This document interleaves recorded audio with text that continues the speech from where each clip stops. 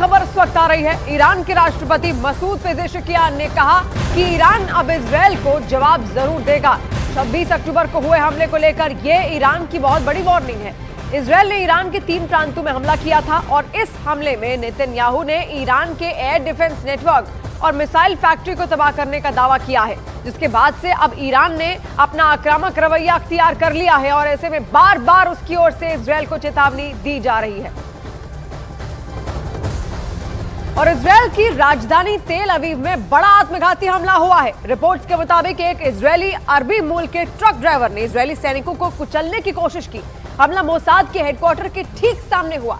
बताया यह जा रहा है कि हमले में 10 इजरायली सैनिकों की मौत हो गई है, जबकि 50 से ज्यादा घायल हैं।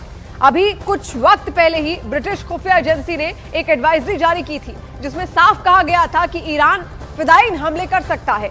तो क्या ईरान ने बदले का प्लान भी एक्टिव कर दिया है?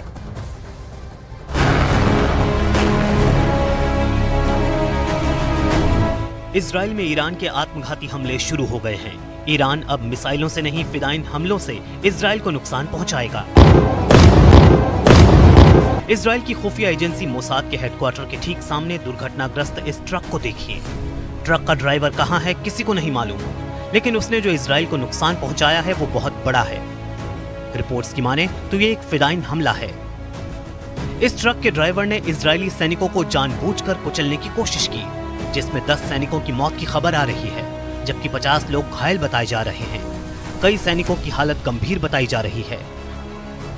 टक्कर इतनी जोरदार थी कि मरने वालों की संख्या बढ़ भी सकती है। रिपोर्ट्स के मुताबिक हमलावर एक इजरायली अरब था। इजरायल की पुलिस ने साफ साफ कहा है कि ये आतंकवादी हमला है।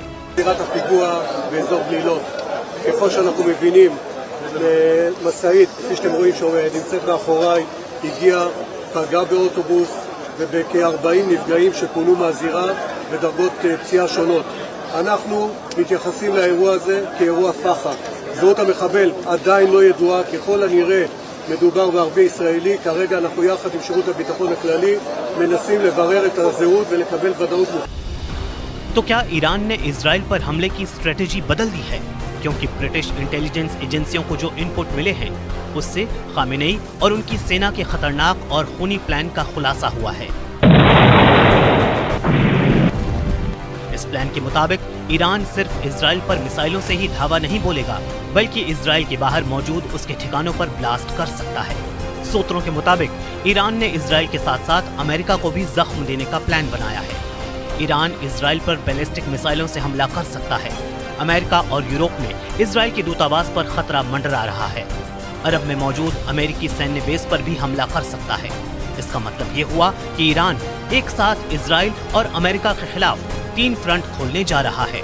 अमेरिका और यूरोप में हमले ईरान के स्लीपर सेल और फिदायीन हमलावर अंजाम देंगे। ईरान ने कई देशों में मौजूद अपने स्लीपर सेल को सक्रिय कर दिया है और फिदायीन हमलावरों को भी काम पर लगा दिया है। इजरायल के अंदर मौजूद आत्मघाती हमलावरों को वीवीआईपी लोगों को मारने का टास्क सौंपा गया है, जबकि इजरायल के बाहर स्लीपर सेल को इजरायली दूतावास को उड़ाने की जिम्मेदारी दी गई है। ब्रिटिश इंटेलिजेंस एजेंसियों के मुताबिक ईरान के sleeper cell America, Britain, Switzerland, Italy, France, Greece, तुर्की, Belgium, Denmark, Saudi Arab, Germany और स्वीडन में मौजूद हैं। तेहरान में मौजूद अंडरग्राउंड बंकर से कानी स्लीपर सेल को आदेश दे रहे हैं। इजरायल और अमेरिका पर अब बहुत बड़ा खतरा मंडरा रहा है।